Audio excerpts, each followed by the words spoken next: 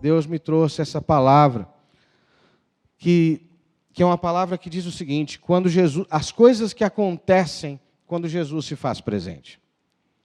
E por que eu digo que o Renove inspirou? Porque eu preguei no Renove ontem, no final, e eu preguei sobre Jesus. Eu falei sobre a entrega de Jesus, a vida de Jesus, tudo que Jesus fez em nosso favor. E o discurso, a mensagem, o recado essencial da igreja é Jesus. A gente pode falar de muitas outras coisas, mas Jesus é mesmo a razão principal de nós existirmos. Jesus é mesmo o fundamento da nossa fé. E, às vezes, a gente troca Jesus por uma palavra culta, a gente troca Jesus por uma palavra de motivação, a gente troca Jesus por uma palavra que nos inspira, e não que essas outros temas não sejam importantes, mas Jesus, de fato, é aquele que faz toda a diferença na nossa vida. É por causa dele que nós estamos reunidos aqui. É porque ele ressuscitou no domingo, que nós nos reunimos todo domingo. É por causa dele que nós vamos celebrar a Santa Ceia hoje, porque ele é o Senhor da igreja. Ele é o Senhor da nossa vida. E eu quero exatamente pensar com você o que acontece quando Jesus está presente.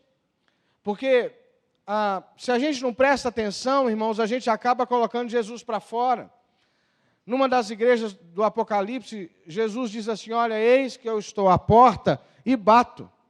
Se vocês abrirem a porta, eu vou entrar e vou cear com vocês. Ou seja, a vida daquela igreja, a vida espiritual daquela igreja, chegou a um ponto que Jesus não cabia mais dentro da igreja. Não tinha lugar mais para Jesus. Você já se sentiu desconfortável num lugar? Quem já se sentiu desconfortável num lugar? Que você, assim, sai à francesa, pede licença e diz assim: vou meter o pé deste lugar, que não dá para ficar aqui. Já sentiram isso? Já é horrível, não é? Quando você chega num lugar e não sente ambiente. Eu já vivi várias situações assim, eu sou bom nisso. Saio quietinho, né? e vou embora, porque é difícil estar num lugar que você não se sente bem. E Jesus se sentiu assim em relação à sua igreja. Então parece estranho pregar isso para crente, pregar isso para a igreja, mas nós precisamos de Jesus. Nós precisamos dar a Jesus o lugar central na nossa vida. Nós não podemos permitir que outras coisas roubem no nosso coração o lugar de Jesus. Porque quando Jesus está presente, irmãos, coisas maravilhosas acontecem. E a primeira delas está aí no Evangelho de João. Se você puder acompanhar comigo, eu quero falar de 4 coisas maravilhosas que acontecem quando Jesus está presente. A primeira delas está em João, capítulo 8, versículo 1.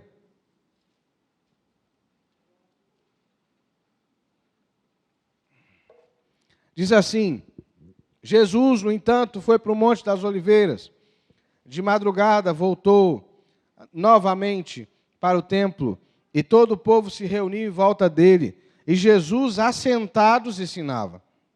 Então os escribas e fariseus trouxeram à presença dele uma mulher surpreendida em adultério, e fazendo-a ficar em pé no meio de todos, disseram a Jesus: Mestre, esta mulher foi surpreendida em flagrante adultério.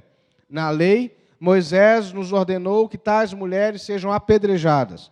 E o Senhor, o que tem a dizer? Eles diziam isso tentando para terem de que o acusar. Mas Jesus, inclinando-se, escrevia na terra com o dedo. Como eles insistiam na pergunta, Jesus se levantou e lhes disse: quem de vocês estivesse em pecado, seja o primeiro a tirar uma pedra. Inclinando-se novamente, continuou a escrever no chão. Mas eles, ouvindo essa resposta, foram saindo um por um, a começar pelos mais velhos até os últimos, ficando só Jesus e a mulher em pé diante dele. Levantando-se Jesus, perguntou a ela: mulher, onde estão eles? Ninguém condenou você? Ela respondeu: ninguém, Senhor. Então Jesus disse: também eu não te condeno. Vá e não peques mais. Amém, irmãos? A primeira coisa que, para mim, é marcante na presença de Jesus é que Jesus é aquele que tem poder de transformar condenação em livramento e salvação. a lei era clara, a lei judaica era clara em dizer que essa mulher era passivo de morte. Ela foi flagrada em adultério e a lei dava essa permissão, a lei judaica dava essa permissão, de que ela fosse apedrejada. E as pessoas não têm dúvida disso, mas eles levam essa mulher até a presença de Jesus. E aí é que entra, como a presença de Jesus altera todas as coisas. Como a presença de Jesus, eles já sabiam que ela merecia ser condenada. Eles já sabiam que o que aquela mulher merecia, entre aspas, na lei judaica, era a morte. Mas Jesus diz assim, quem não tem pecados, atire a primeira pedra. E, claro, a começar dos mais maduros, dos mais velhos, foram todos saindo à francesa, como eu disse aqui, de fininho, porque ninguém teve coragem de confrontar Jesus. E Jesus pergunta para a mulher, onde é que está o pessoal que estava te condenando? E ela diz assim, foram embora. E Jesus disse assim, não ficou ninguém? Ela disse, não, Senhor. E ele disse, eu também não te condeno. Vá e não peques mais. Essa é uma coisa extraordinária que a presença de Jesus traz. A presença de Jesus, ela nos livra da condenação. Embora tudo que a gente mereça seja a condenação, o amor de Deus e a graça de Jesus é uma coisa tão extraordinária que ela nos livra daquilo que é merecimento nosso, mas que Ele resolveu transformar em oportunidade de recomeçar. Infelizmente, às vezes, nós escolhemos a condenação, nós escolhemos condenar ou carregar uma condenação. Eu já lidei com pessoas que paralisaram no momento da sua vida, paralisaram há 20, há 30 anos atrás, porque elas se sentem culpadas, condenadas por um ato que cometeram há muitos anos atrás e não conseguem se desconectar daquele ato. Elas literalmente se condenaram. Estão condenadas a viver uma vida aquém daquilo que Deus projetou e sonhou. E quando eu encontro Jesus, Jesus é aquele que faz tudo novo. Amém, irmãos? Quando Jesus diz assim, vá e não peques mais, Jesus está dizendo assim, tudo se faz novo. E todo mundo pergunta com muita inquietação, o que Jesus estava escrevendo na areia, né? O que Jesus estava escrevendo na areia? Eu fico imaginando, primeiro que Jesus estava dizendo assim, olha, em outras palavras, agachado, escrevendo na areia, dizendo assim para os fariseus e para a turma que estava ali querendo condenar aquela mulher. Em outras palavras, Jesus estava dizendo assim, vocês não entenderam nada. Vocês não entenderam o propósito da lei. O propósito da lei não é matar ninguém, o propósito da lei é expor o pecado. É mostrar as consequências do pecado, é mostrar que o pecado mata. Se alguém achasse que Jesus estava escrevendo ali a sentença seria apagada facilmente na areia. Jesus estava mesmo dizendo que aquilo não era importante. E às vezes, irmãos, nós olhamos demais para o que não é importante. Nós olhamos demais para o que Jesus não dá importância. Às vezes a gente espera mesmo que alguém que nos feriu seja morto, condenado, ou que a gente mesmo carregue o resto da vida as consequências de um erro que a gente cometeu. Mas quando Jesus se faz presente, Ele tem salvação, Ele tem reconciliação, Ele tem restauração para a nossa vida. Amém, irmãos? Você já se sentiu condenado de alguma maneira por você mesmo, por alguém à sua volta? Já ou não? Quem já se sentiu assim? De alguma maneira você foi julgado, sentenciado pelo olhar de alguém. Ou por você mesmo. Quando Jesus se faz presente, Ele transforma condenação em oportunidade de livramento e salvação. Um outro texto que mostra de maneira muito clara a presença de Jesus é Lucas. Lucas capítulo 7, a partir do versículo 36, vai contar de uma outra mulher. Parece que os homens não pecavam naquela época, né? De alguma maneira, as mulheres estão aqui em evidência. Não é? Lucas 7, 36, diz que um dos fariseus convidou Jesus para jantar com ele. E Jesus, entrando na casa do fariseu, tomou lugar à mesa, e eis que uma mulher da cidade, pecadora, ou seja, provavelmente uma prostituta, porque ela era reconhecida como pecadora, sabendo que ele estava jantando na casa do fariseu, foi até lá com um frasco feito de alabastro, cheio de perfume. E estando por trás, aos pés de Jesus, chorando, molhava-os com suas lágrimas e o enxugava com seus próprios cabelos. E ela beijava os pés de Jesus e os ungia com perfume. Ao ver isto, o fariseu que a havia convidado disse consigo mesmo: se este fosse profeta, bem saberia quem e que tipo de mulher é esta que está tocando nele, porque é uma pecadora. Jesus se dirigiu ao fariseu e lhe disse: Simão, eu tenho uma coisa para te dizer. Ele respondeu: diga, mestre. Jesus continuou: certo credor tinha 2 devedores. Um lhe devia 500 denários e outro devia 50. E como eles não tinham com que pagar, o credor perdoou a dívida de ambos. Qual deles, portanto, amará mais? Simão respondeu: penso que é aquele que a quem mais perdoou. Jesus disse: você julgou bem. E voltando para a mulher, Jesus disse a Simão: você está vendo essa mulher? Quando eu entrei em sua casa, você não me ofereceu água para lavar os pés. Esta, porém, molhou os meus pés com lágrimas e enxugou com seus cabelos. Você não me recebeu com um beijo na face. Ela, porém, desde que eu entrei, não deixou de me beijar os pés. Você não me ungiu a cabeça com óleo, mas esta com perfume ungiu os meus pés. Por isso afirmo a você que os muitos pecados dela foram perdoados, porque ela muito amou, mas aquele a quem pouco se perdoa, pouco ama. E Jesus vai dizer diretamente à mulher: filha, os seus pecados estão perdoados. É interessante que Jesus transforma a culpa em gratidão. Quando Jesus está presente, uma história de sucessivos erros, uma história de culpa, uma história reprovável, de repente se transforma numa história de gratidão. Eu dizia, e eu não me lembro a quem, em que circunstância, mas num dos muitos encontros que eu tive essa semana, que as pessoas que mais crescem na presença de Deus, nessa minha caminhada de pastor, já há quase 21 anos, não são os mais corretos, não são os mais maduros, não são as pessoas mais sábias, não são as mais entendidas da Bíblia, são os mais quebrantados. Quem mais cresce é quem é mais quebrantado. Por isso que a Bíblia diz que coração quebrantado é sacrifício agradável ao Senhor. Porque quem mais cresce é quem permanece. Nós começamos o culto dessa manhã lendo Jeremias 18, que fala do vaso nas mãos do oleiro. Quem mais cresce é vaso moldável, que como essa mulher não tem dificuldade de assumir a sua falha. Preste atenção que na primeiro caso, a primeira mulher foi exposta, ela foi achada em erro.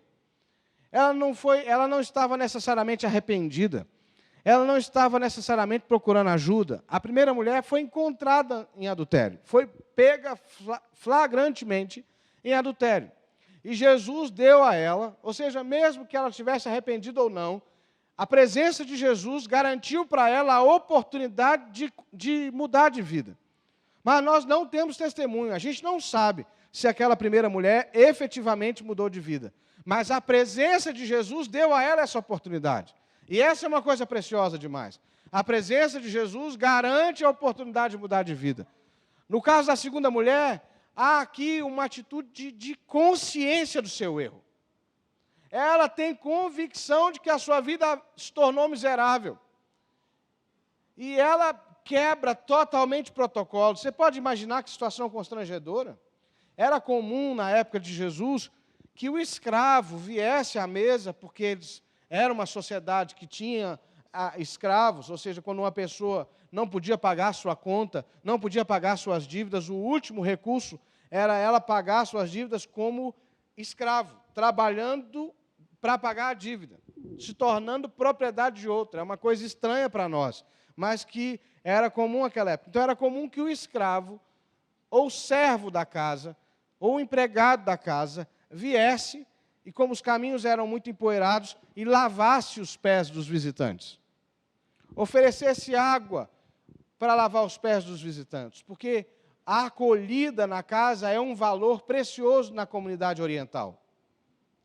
E os fariseus, esse Simão fariseu, chama Jesus para a sua casa, mas ele não tem nenhum cuidado com Jesus. Ele não oferece água para lavar os pés, ele não saúda Jesus com um beijo, que era comum, o ósculo, não é? Como quem diz assim, seja bem-vindo à minha casa. Na verdade, parece que aquela casa se abriu para inquirir Jesus.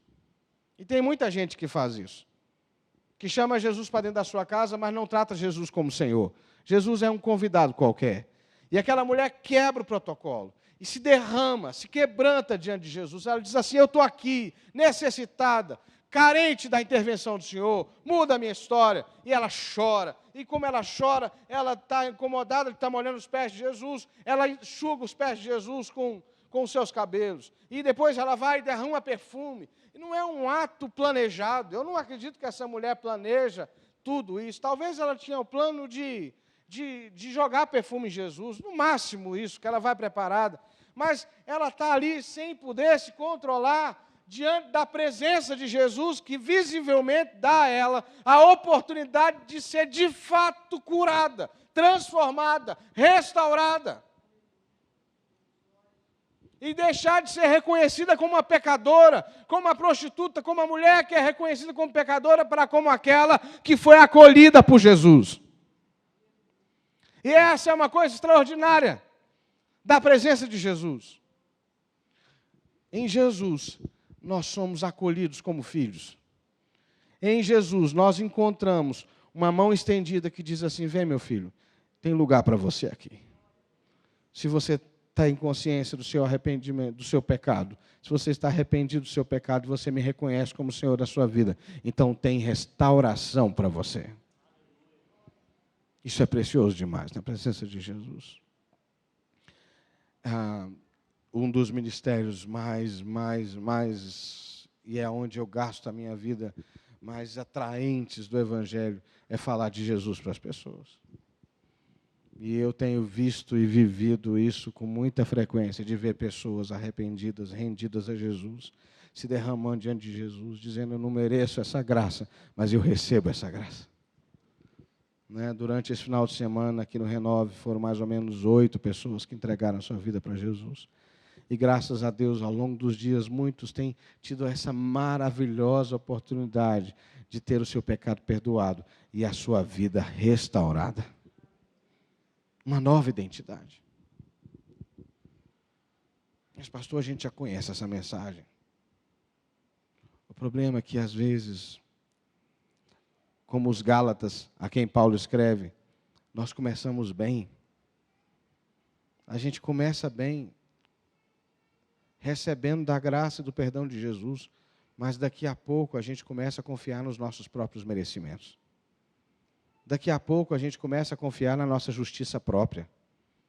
A gente começa a achar que vai dar conta. Que com o nosso esforço, com a nossa condição, nós vamos dar conta. A gente vai conseguir. E prescinde de Jesus. Prescinde da comunhão com Ele. Prescinde do relacionamento com Ele. Eu disse outro dia para uma pessoa, até quando você vai fugir da presença de Deus? Até quando você vai fugir do confronto e do enfrentamento com Deus na sua vida?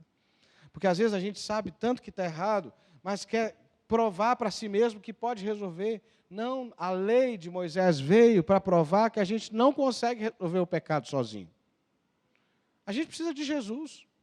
Não tem como vencer o pecado sem Jesus. Não tem como.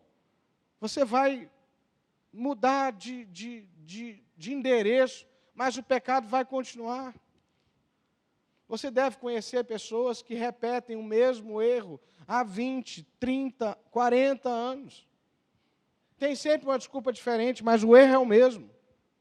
O problema é o mesmo, porque há uma falha no caráter que não foi apresentada a Jesus. E nós encontramos isso no meio da igreja, onde Jesus é Senhor. E isso acontece quando nós prescindimos da presença de Jesus. Porque é só na presença de Jesus que nós somos restaurados. Que culpa se transforma em gratidão. Tem uma história, e aí, de uma outra mulher. E essa não foi achada em pecado. Essa é uma adoradora. Mateus 26, vocês devem se lembrar. E a gente às vezes confunde, acha que essas mulheres são as mesmas, mas cada uma aqui é uma. Não é? Uma é a mulher que foi levada em adultério para Jesus, outra é a mulher que vai e chora aos pés de Jesus, e outra, e essa aqui, que eu vou ler agora, é Maria, irmã de Lázaro. Mateus 26, versos 6 a 13. Quando Jesus, eu não vou fazer a leitura, eu vou apenas mencionar, quando Jesus está para ser crucificado, e ela derrama um vaso, um óleo muito caro sobre a cabeça de Jesus, e Judas diz que aquele dinheiro daria para ajudar os pobres, e Jesus diz assim, olha, os pobres vocês vão ter sempre com vocês, e onde o evangelho for pregado, que seja dito o que essa mulher fez. Presta atenção que ela está em Betânia, que é a cidade onde Lázaro morava. Maria unge Jesus. E agora é um ato, a presença de Jesus provoca gratidão. É um discipulado transformado em gratidão. Quem é Maria? Maria é aquela que escolheu se assentar aos pés de Jesus, enquanto Marta estava agitada de um lado para o outro. Maria é aquela que veio correndo ao encontro de Jesus e disse, Senhor, se o Senhor estivesse aqui, não teria morrido nosso irmão. Maria é a moça que resolveu ser discípula de Jesus e usufruir tudo que Jesus tinha para ela. E por meio desse discipulado, Maria acha uma vida de adoração. Ela junta mesmo, eles não são de uma família rica, eles são de uma família simples. E esse perfume custa 300 denários. 300 denários é o salário de 300 dias de serviço, quase um ano inteiro de serviço. Porque o salário de um jornaleiro, como era chamado, a gente chama de diarista, no tempo de Jesus, era 1 denário. Um trabalhador que trabalhasse um dia inteiro recebia 1 denário pelo seu trabalho. Maria compra um perfume que custa 300 denários. E não foi no free shopping. Né? Ela foi lá e comprou, né, e pagou o que custava o perfume. E sabe Deus o esforço dela para fazer aquilo. E quando ela vai adorar, ela é censurada. Porque diz assim, desperdício? Para que precisa disso? Você já viu uma pessoa adorando Jesus com exuberância e você olha com um olhar de juízo e diz assim, precisa disso? Exagero, né? Para que isso? Já viram isso? Não. Aqui não, né? Acho que aqui não acontece essas coisas. Mas lá na época de Jesus acontecia. Né? Judas falou, para que isso? Exagero. E Jesus diz assim, que seja contado, aonde for pregar o evangelho, o que ela fez por mim, porque ela já me preparou para o meu sepultamento. Mas ali é fruto de um discipulado que desemboca em gratidão. Você já encontrou com pessoas amargas? Já. Não precisa levantar a mão não, mas você conhece uma pessoa amarga? Normalmente pessoas amargas também são pessoas altivas. Normalmente pessoas amargas são pessoas que não se deixam ensinar. Normalmente pessoas amargas não são tratáveis. Elas não se abrem para ser discipuladas. Então a vida ganha um contorno amargo mesmo. Porque é muito difícil viver só com a sua perspectiva. O mundo fica muito ruim mesmo, quando tudo que eu tenho é a visão que eu tenho. Quando eu me coloco numa comunidade profética, de discipulado, eu aprendo um com o outro. Eu cresço um com o outro. Eu aprendo com quem caminhou mais. Eu aprendo com quem está começando a caminhar. Eu cresço, eu me desenvolvo e eu sou grato. Não é? Eu sou grato. Domingo passado, à noite, eu cheguei aqui do concílio para o culto e meu coração se encheu de gratidão por estar aqui, por ter esse lugar para voltar, por encontrar com o rebanho que Deus me confiou. Né? Mas Me emocionei de estar aqui presente, porque aqui eu encontro uma comunidade que me ajuda. Não é? Vocês me encontram e sentem a minha falta, oram por mim, dizem, pastor, estou orando pelo senhor, está tudo bem, vai dar tudo certo. Isso me edifica. Isso enche meu coração. Eu encontrei com uma pessoa ontem, querida nossa, que precisou se ausentar durante um período da igreja, e ela chegou aqui ontem, todo mundo abraçou, envolveu. Ela chegou logo no Renove, né, um lugar que ela trabalhou muitos anos, e ela disse assim, estou me sentindo amada, pastor. E é isso mesmo. É isso mesmo. Aqui não é um lugar perfeito. Ninguém está aqui por conta do pastor, por conta do prédio, por conta da placa que está lá na frente. Nós estamos aqui porque nós entendemos que Deus nos plantou aqui. Amém, irmãos? Deus nos alistou para essa família da fé. E quando a gente tem um coração de discípulo, ao invés de amargura, nós vamos viver um ambiente de gratidão, porque Jesus provoca essas coisas na gente. Lembra que eu estou falando de quando Jesus está presente. E para terminar, para a gente participar da Santa Ceia, quando Jesus está presente, desistência se transforma em renovo e obstinação de fazer a vontade de Deus. Isso é uma coisa preciosa. Eu não vou ler também, mas está lá em Lucas, capítulo 24, 13, a história dos 2 discípulos a caminho de Emaús. Lembram deles? As mulheres já tinham ouvido falar que Jesus tinha ressuscitado. Aliás, tinham ouvido falar, não, tinham dito que Jesus tinha ressuscitado. Mas a dor no coração daqueles discípulos era tão grande, mas tão grande, que eles não conseguiram ouvir a boa notícia. Eles não conseguiram ouvir. Você já viveu uma situação assim? Que você está tão ferido, tão machucado, que nenhuma boa notícia parece ser boa de verdade? Já? Já viveu dias em que você põe a comida mais saborosa na sua frente e ela não tem sabor de nada? E ela desce como um tijolo. Quem já comeu tijolo aqui? Já lembra de um momento assim? Não é? Em que tudo que você quer é que o mundo acabe em barranco para você morrer encostado. Porque você não tem motivação para enfrentar luta nenhuma mais, chega de lutar. E nenhuma notícia boa parece boa de verdade. É interessante que Jesus vê esses 2 discípulos, isso é uma coisa muito preciosa de Jesus. Ele vê esses 2 discípulos caminhando para Emaús, saindo do lugar que ele tinha mandado eles ficarem, desistindo do sonho, e ele se aproxima deles. E aí Jesus chega para eles e diz assim, o que vocês estão falando aí? Que história é essa?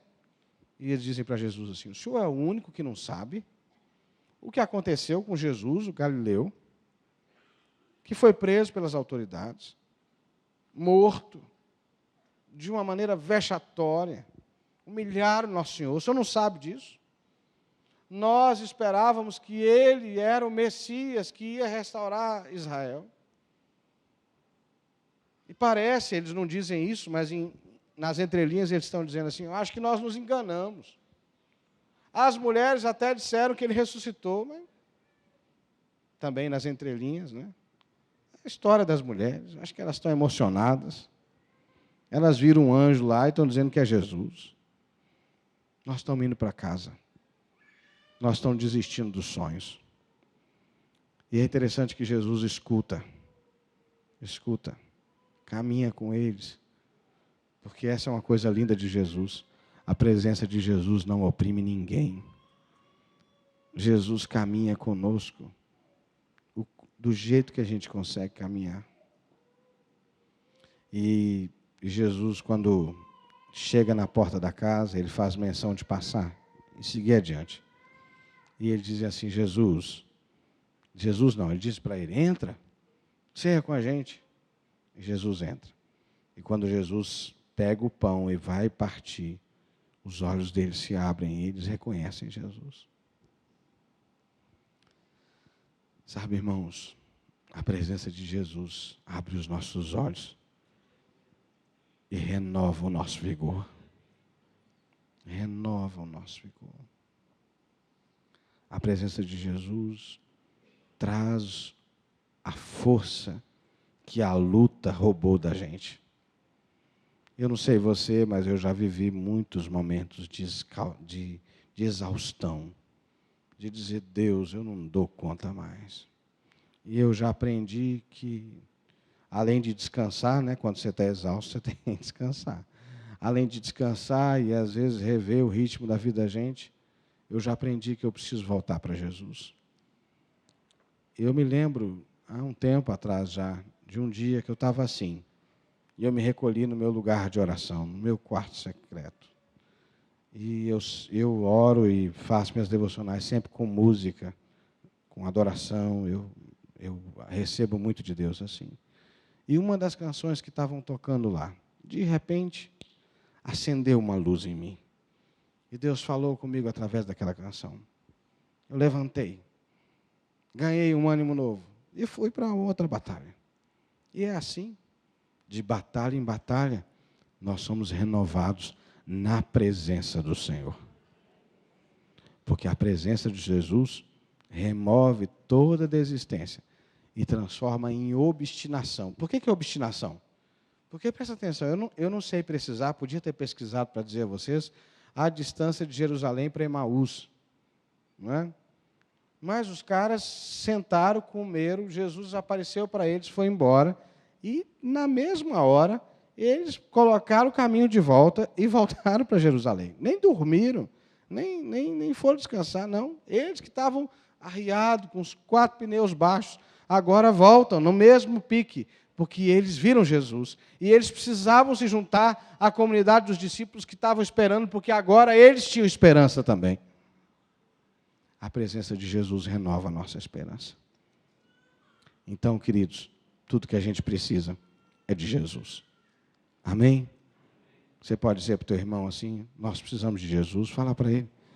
Você precisa de Jesus? Nós precisamos de Jesus. Amém? Porque a presença de Jesus nos dá uma nova oportunidade. A presença de Jesus restaura a nossa vida. A presença de Jesus nos enche de gratidão. E a presença de Jesus renova as nossas forças. Amém? Então eu quero te convidar a ficar em pé e nós vamos orar juntos. Nós vamos orar. E eu quero te fazer um convite, nós vamos nos preparar para tomar a Santa Ceia. Venha renovar a sua aliança com Jesus. Venha dizer para Jesus, Jesus, eu preciso do Senhor. Eu quero te conhecer, eu quero andar na tua presença. Vem ao altar, vamos fazer isso. Vem ao altar dizer, Jesus, eu preciso do Senhor. Você que está na galeria, você pode dar um passo à frente, ficar no parapeito aí, e a gente, com isso, dizer assim, eu quero renovar minha aliança com Jesus. Amém? Pode vir. Nós vamos fazer isso. Nós vamos dizer, Jesus, nós queremos mais da tua presença. Pode sair do seu lugar e vem aqui dizer isso para Jesus.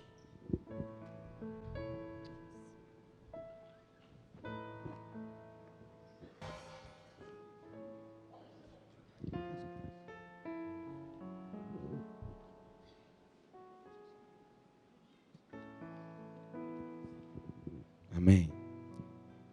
Pode vir, querido. O Ministério do Louvor vai nos ajudar com uma canção e nós vamos orar ao Senhor.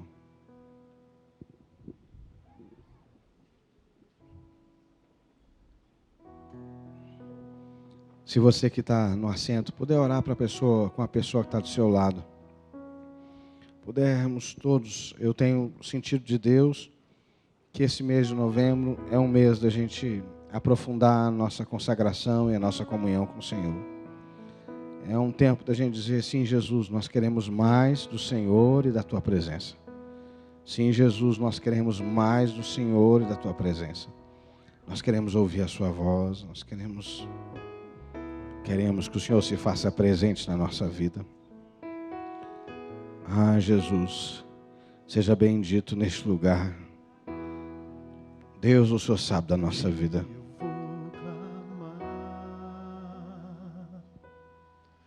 Pois tudo vem de ti e tudo está em ti.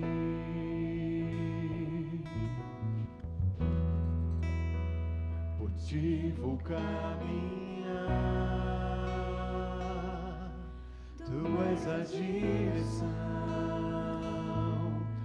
o sol a me guiar.